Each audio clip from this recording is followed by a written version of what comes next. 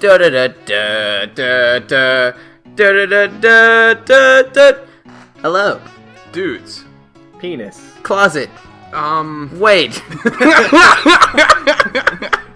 I'm Hudson, I'm Josh. and today we have a very special guest to the podcast. Hello, special guest. Hello, special friend. Would you like to introduce yourself? I am the one who prophesizes. Yeah, Yo. that's pretty accurate. Can you prophesize about how much I'm going to weigh in the next 5 years from now? Go. Hudson, you'll be fucking shredded. Oh, I knew it. Clever. That's a good one. Good Clever. prediction. There's not going to be no thoughts, bro. Well, no, actually, what's going to happen is this is a prediction that we're going to get washed up after we burn out on our dreams of, Yes.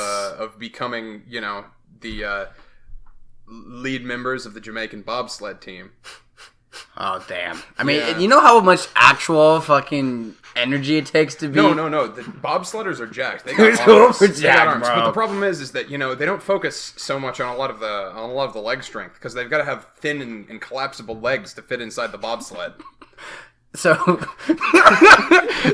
they have to like sacrifice body like fucking angles to win for victory. It's proportionally disastrous. Next time you see someone in the gym who has a giant chest and giant arms but chicken legs, you can say They're on the bobsled team. bobsled team. Yes. No, ladies. No. You don't understand. I'm in the bobsled team. Just like how ancient English longbowmen had deformed spines due to the forces of the torsion on them. The bobsledders have horribly deformed musculature due to the fact that they only use their arms. You have very interesting knowledge. Yeah, how did you know that? What about longbowmen? About the deformities they had. Well, you can tell in the skeletal record if Did you somebody go- was a longbowman. You didn't go into the skeletal... How did you know that? Huh?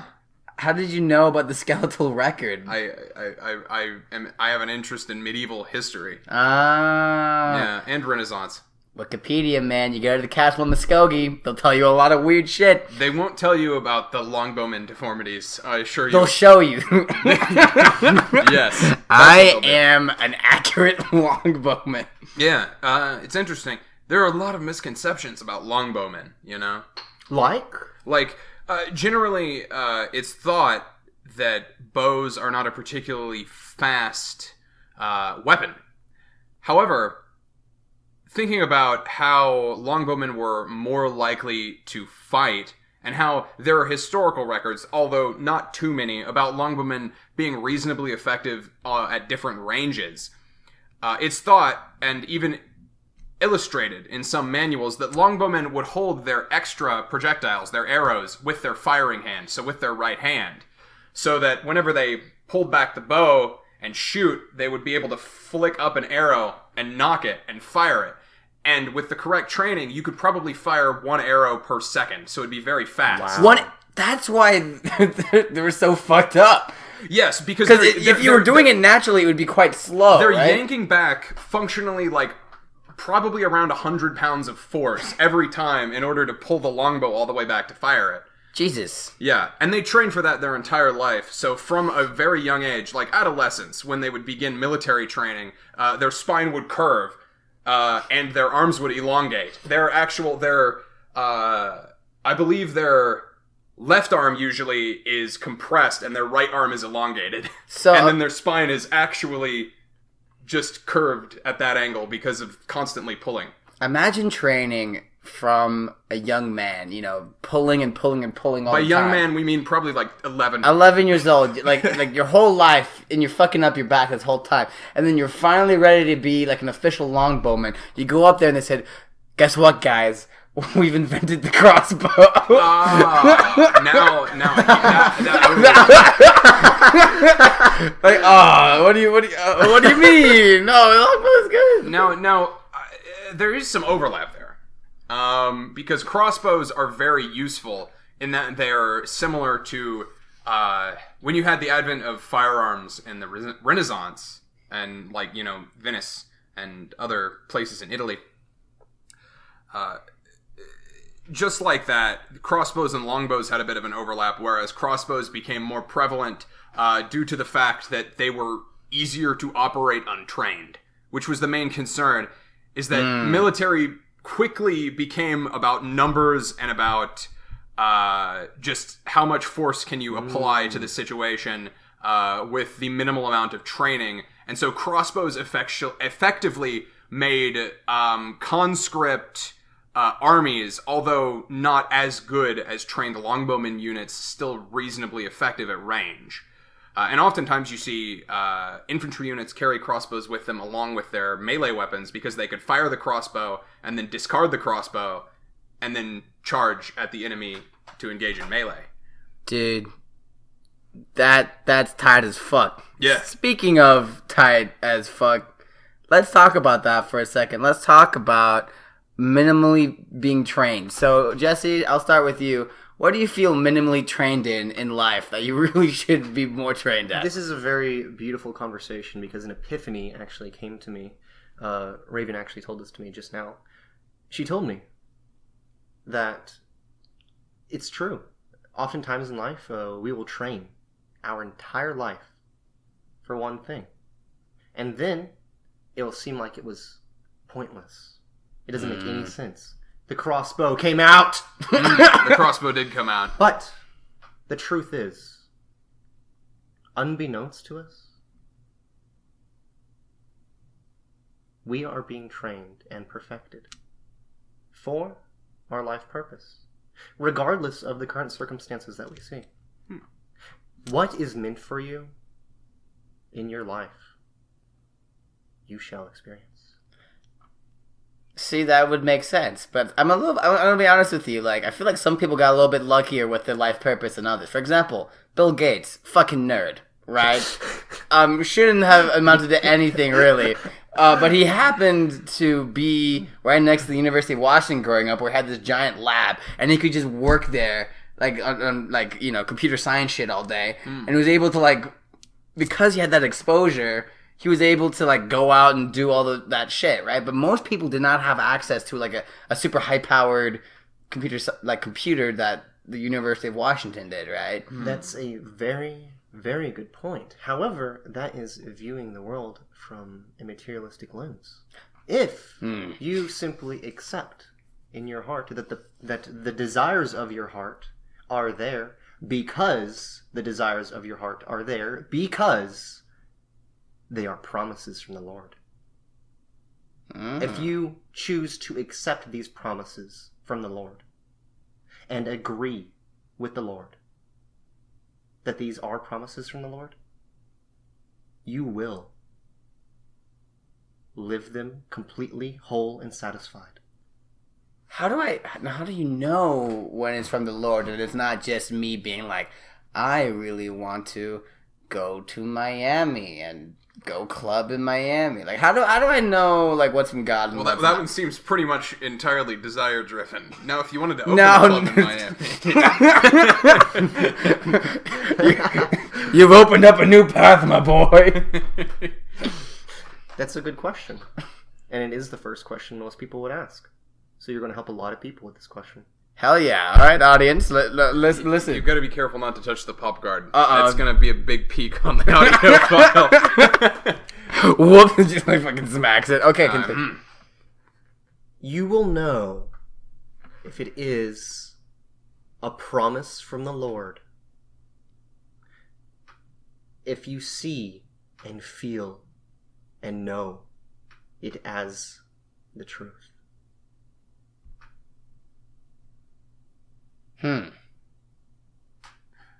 Thoughts?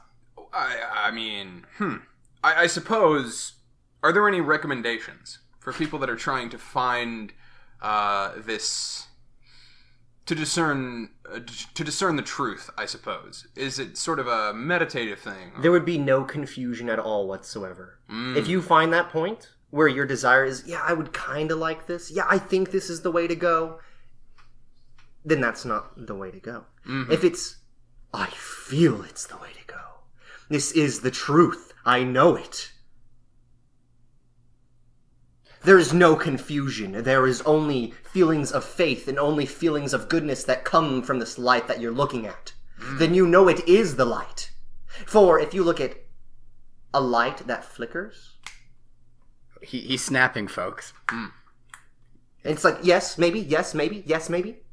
Perhaps there's a power outage. Perhaps there's a power outage. See, okay, I'll give you an example of something where I felt like it was really the truth for a long time, but now I don't think so as much. You're talking about the cult? No, that's for a different pod, ladies I and was in a gentlemen. cult, too. I believe I believe any truth in this room today. But since 6th grade, I really, really, really wanted to be like a diplomat, like a U.S. diplomat. That was like a real dream of mine, and I wanted to help refugees and stuff. And I thought that was the best way. And then going and learning about shit and just how much like horrible shit the U.S. government has done foreign policy wise. It made me be like, I don't really want to. I don't know if I want to be a part of that. Eco-terrorist, though. Yeah. Like whale wars. I never felt like such conviction about like saving the whales, though I did really enjoy that show. Hudson, what it is that you want to do is how you want to affect people. All the hows of you're going to do it, all the maze design of thinking about which way it's going to go and how it's going to go. Yeah. That is not our purpose, to discern that. The angels of heaven are here to guide us. Okay. Through that. You don't need to worry about how you are going to fulfill your life's purpose. You are going to fulfill your life's purpose. And once you know that, once you accept that, all this worrying of and thinking and how is it going to happen will no longer concern you, because you will see that only as a distraction from living in the gratitude of now. For if you live in the gratitude of now, you will experience a supernatural guidance. Gratitude leading to more gratitude. Gratitude leading to more gratitude. That is what it feels to be led by the angels. That sounds a little like Joel Osteen. Joel Osteen I listened. reference? That sounded like him a little bit. I heard it. I've heard him say gratitude, go to gratitude. I actually haven't seen that him say that, but I do watch him twice a day. Joel Osteen's a fun guy. He is a fun guy. Fascinating to watch. I'm going to meet him. Oh, yeah? Mm-hmm. Are you going to go down to Houston? His mega church down there? Again, the way and the how is up for the angels. Oh, I mean, it's right there, bro. Like, do you have? You don't have a driver's license, though, do you? Like, you can't go down there. You could fly. Yeah, but I money. could fly without a plane. You could with your soul, or like physically, like actually fly. Astral projector. Remember when I was telling you about the Nephilim? Okay, so the Nephilim is going to be discussed. We're having a bit of a time breach here.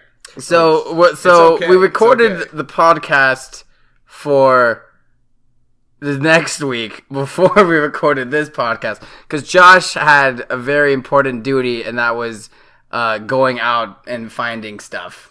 For us, including scavenging. I'm gonna go scavenging right after this podcast. Actually, Earthbender.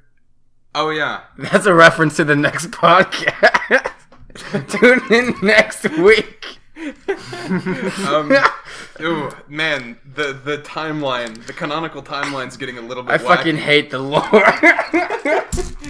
If I know any truth, it's that Jesse was in a cult, and you hate the lore. I hate the lore so much. Good old interdimensionality. Yes. Anyway, there was something I wanted to say, but I forgot it. We were talking about Joel Osteen moving to Houston. Yeah. To Joel Osteen's megachurch. Okay, Jesse. Wait, have you... So you've watched Joel Osteen. What up with that big metal globe he's got? That's a good fucking question. That thing's kind of cool. It is want pretty one of those. Cool. I don't really watch him. I know what he looks like, and I know how he kind of smiles and does his, like... Yeah. like, mega church thing. And I know how when the hurricane hit Houston, he didn't open up his church to like dying people for a while, which was interesting. Anyway, continue. That I also don't understand. But just because I do not understand it doesn't mean that I should judge it. Because that's a base take. Because if I judge something because I do not understanding it, then I will only lead myself to more judgment. It seems kind of cut and dry to me, like obviously, I mean, It does. So I don't know, it seemed fucked up to me. Now, I mean, you make a reasonable point when it's applied to perhaps different situations.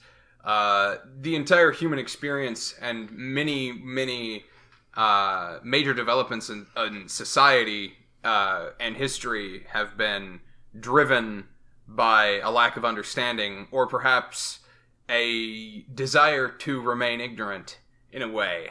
I mean, if we're talking just generally culturally, the division of states and peoples. What? yeah, I'm just riffing. No, I see that, and I do remember hearing about that, and it did upset me. Yeah. I didn't understand it.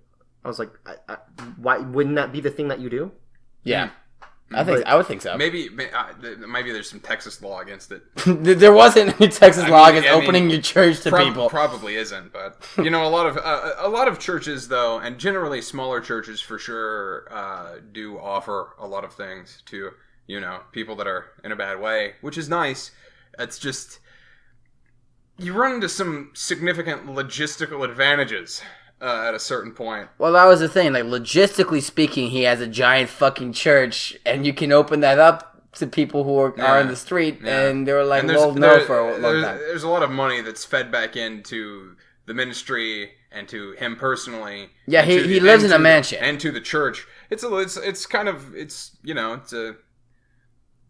Not a lot gets out, as far as I can tell. I don't listen to him that much. I understand that he's a proponent of the prosperity gospel. Have you heard of that? I have not. Basically, it's this idea that the more you tithe into like the church, the more. Now, it is said in the Bible that you will, like what you tithe, that will be a blessing onto you. But basically, it's like the more money you have, the better, like the better it is, like spiritually, and the more money you give to the church, it's like a very transactional thing. Reminds me of old Catholicism with like the bones of saints and stuff. Oh no, like no, buying. That's relics. I'm talking about how they started having priests get people to absolve their sins by donating money to the church. Yeah. They could buy stuff to get out of hell free card, basically. What were they Obviously, called? It's a scam. Nah. But 1 sec, I'm gonna look this up. He's looking it up. It's anyway, dying. I'm dying. Everyone makes mistakes. Everyone makes mistakes. It's true. And I've made a lot of mistakes. But that's also true. Yes, very true. You heard a lot of them today. He was telling me what the mistakes he made, and I'll be honest with you guys, my jaw dropped a little bit. That's only for him to disclose, though.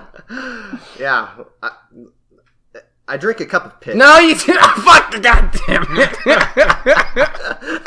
Who hasn't drank a little piss? What are you talking about? Boy, you drink a little piss. Okay, I literally called Josh Piss Boy. That was one of his fucking nicknames. They're called indulgences. I figured it out. You indulge in piss. No. I mean the Catholic thing where they used to have people pay money to the church to absolve their sins. They're called indulgences. That's what they're called. It was on the tip of my tongue. You know what else was? Piss. I guess. What the fuck? No, okay. No, I haven't. No. Understandable. We do a little drinking. No, we don't. Of course. Come. No, we're not gonna ask that. Where my piss buddies at? Yeah. Nonetheless. Let's moving on. Let's maybe back to Middle East. I don't know where to go from here, guys. So, you a big fan of hair? Do you? I see that perhaps. When was the last time you cut your hair, bro? The last time that you guys saw me was when I stopped cutting my hair.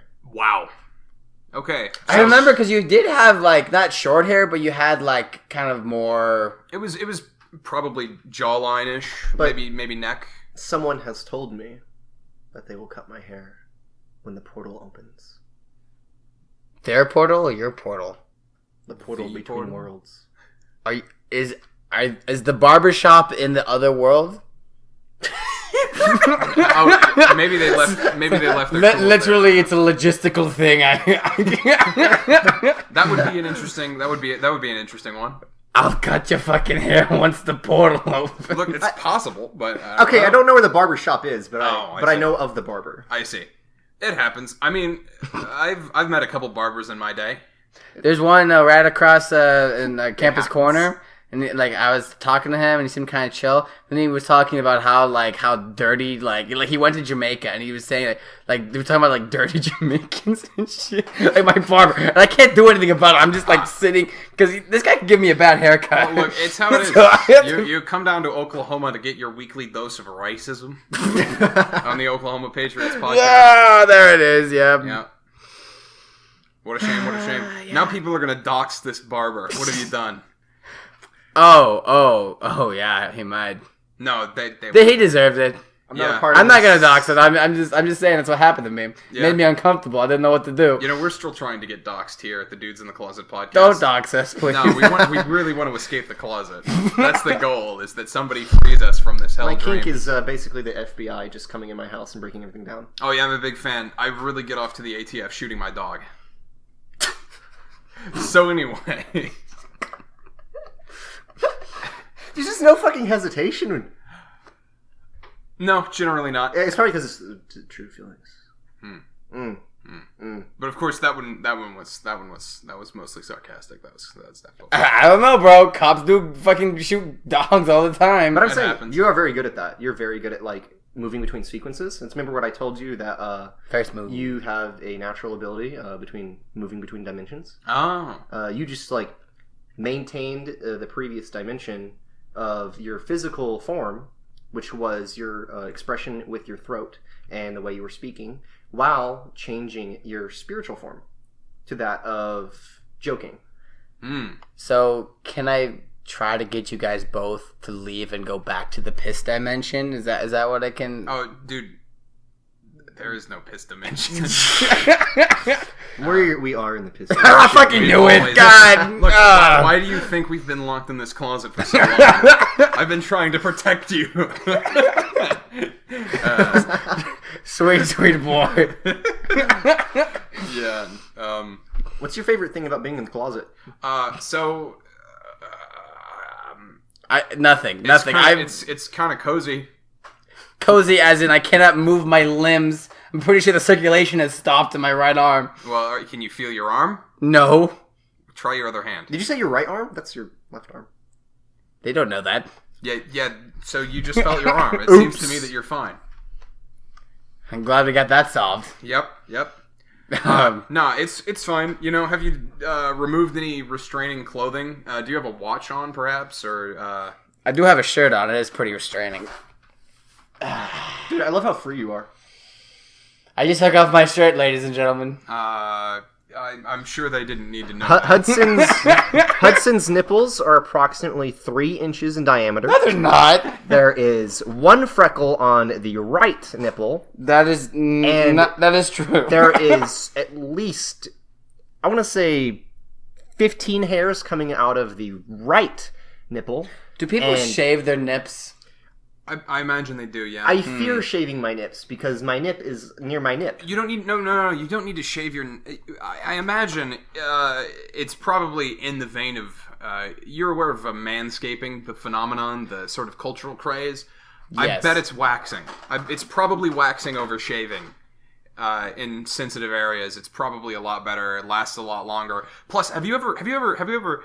So, wild question. But I've had to get certain parts of my body shaved for surgery purposes. And if you've ever had that grow back, it's horrible. I'd rather have them wax me just so it stays off for a month. Is it more like just? Oh, it hurts. it's bristly, it's abrasive. I know exactly what you're talking about. When I was 16, I had the bright idea to shave all of my groin and my ass. And to make a long by yourself? Hey, Mom! Yeah, right. My asshole! I can't reach! I can't see back there! Right. Okay, to make a long story short, I was awake for 4 days straight, and I had to lay in a bathtub. You get a monster rash. Yeah? It was like a cactus was my penis. Yeah. That's pretty much how it goes. Yeah, I didn't do it willingly. Mine was due to surgery, but you know how it is. What was your surgery? It was appendicitis, but they were doing a surgery laparoscopically, which means that they were basically using a robot on an arm on a long tube to do it. That's so cool. Yeah, so... There's a robot in a bucket behind us. I'm not even joking. Was he the surgeon?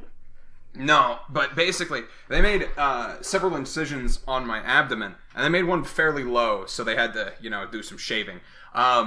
But basically how they did it was they had 2 tubes that they inserted to blow air into my abdominal cavity so that they could fit the arm into the 3rd incision to cut off my appendix and remove it.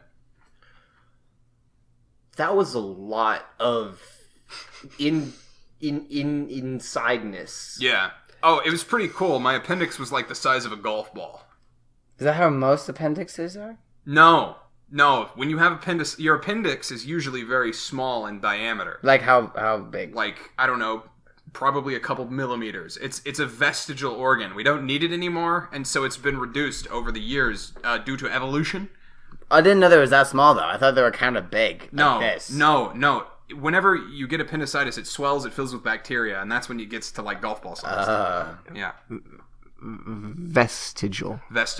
Oh, vestigial. Yeah. Do you want to talk about? Are you aware of vestigial? I don't know. I just think that word has a lot of vestigial. Yeah. So vestigial structures are across. Oh my god. The evolutionary record. Evolution. I mean? Yeah. Here at the Oklahoma Patriots podcast, we don't believe in evolution. Thank you very much. Yeah, vestigial structures are structures of animals that are not necessary, but are evidence of their evolutionary history. For example, whales have hip bones. If you knew that one, I didn't know they had hip bones. They have hip bones. It's not necessary. They don't use it for anything, but it's there. But there's no reason why they were bred out. I mean, the hip bones are not detrimental, and therefore they have not had any evolutionary pressure on them to be removed. So they still have hip bones, which indicates that whales were once terrestrial, or at least an ancestor of whales was terrestrial. It also indicates that whales are pretty hot. Pretty hip. Have you seen? There's a picture circulating on Twitter that was like the ancestor of whales, and it was pretty fucking funny looking. It was like, it looked like a rat and like a beluga. Yeah, like got going. It was okay, but it was it's speculation. Yeah, but have they not found the missing link between whales and whatever terrestrial thing? No. Mm-hmm. I mean, we found some missing links in regards to, like, escaping, becoming terrestrial, but not really whales and their terrestrial ancestors. No, I don't think. No.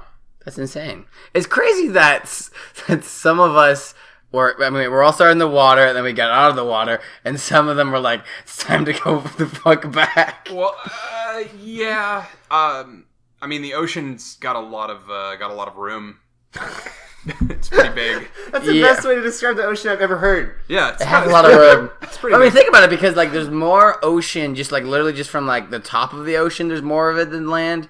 But then also the fact that it go down. Well, yeah, but see, just generally, there's more rock than there is water. But that's because then below the ocean is also rock, and then it's Earth. I do understand that it is a little bit misleading to just look at a straight globe and be like, that's how much land there is, because elevation adds a lot of land. Oh yeah, most definitely. Yeah. So like I remember hearing something about how Mexico, if you made Mexico flat as a pancake, it would be the size of like continental Asia.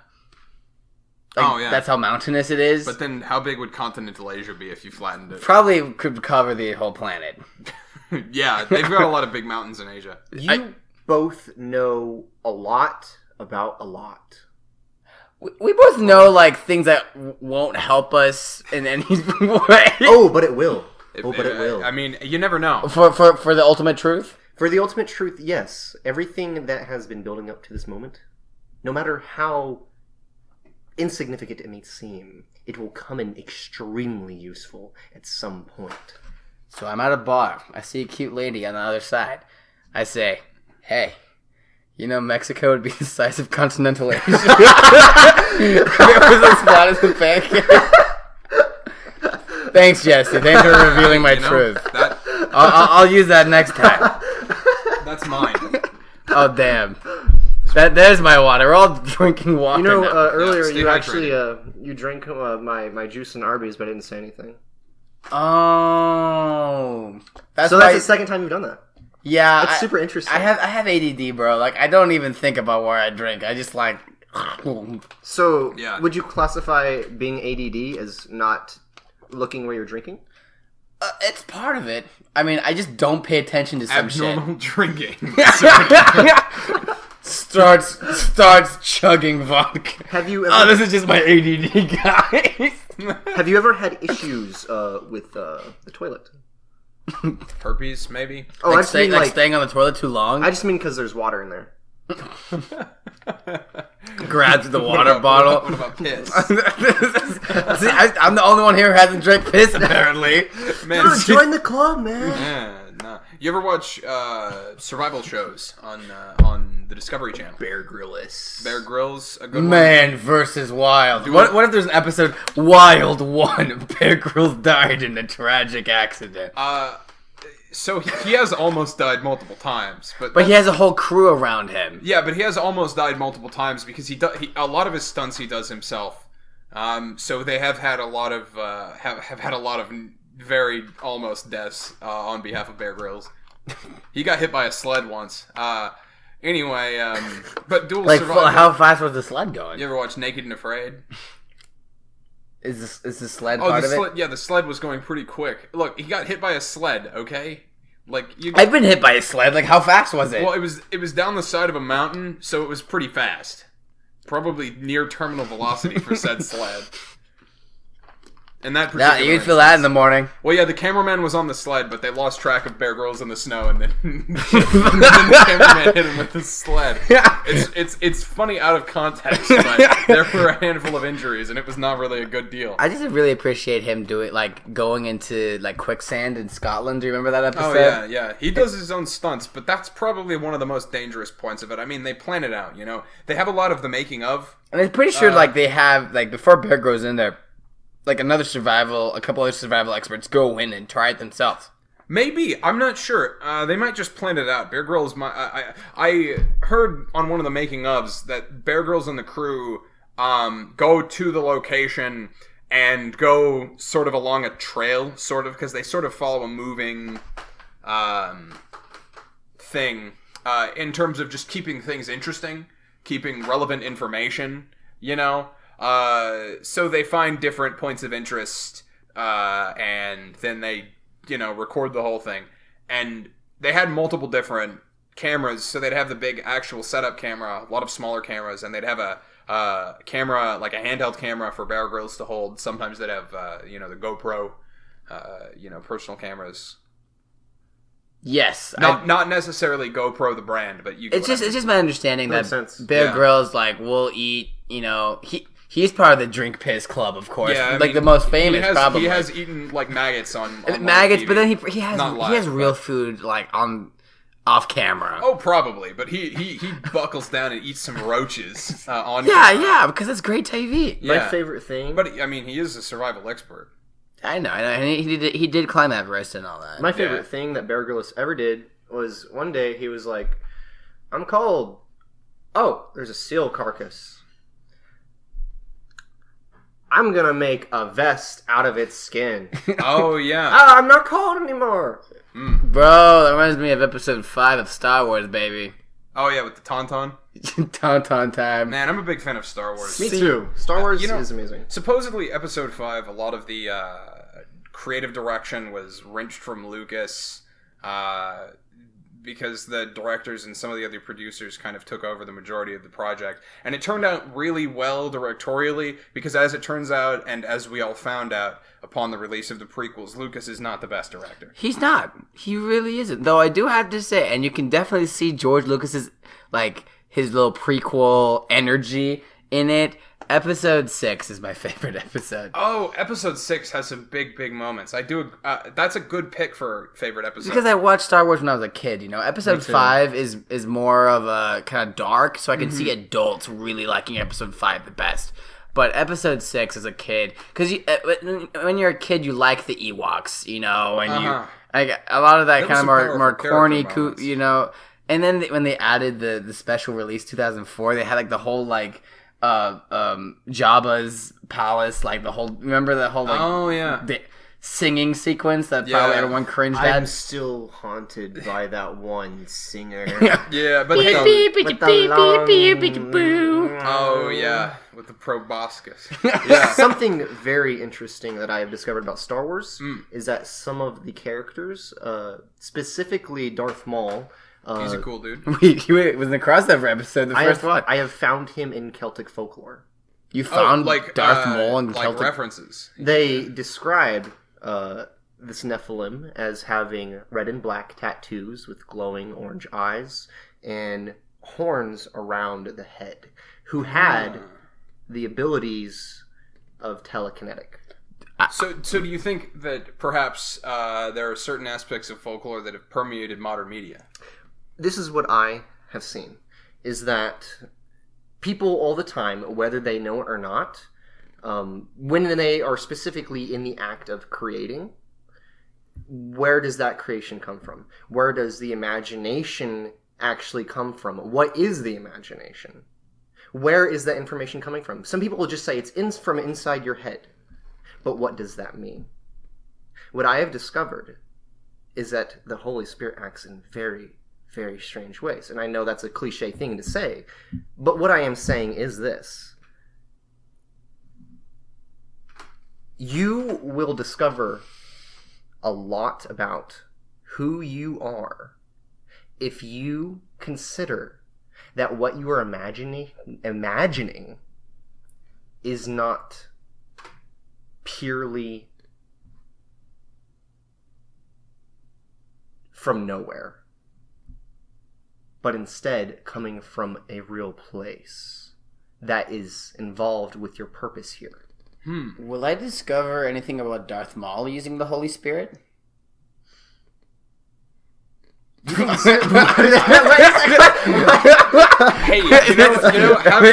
haven't you already? Because you do know. I feel it. You do know about the CIA toys, so yes, that's a pretty interesting one. As our audience does too, our faithful listeners. Yeah, that's our most watched episode. So CIA far. toys.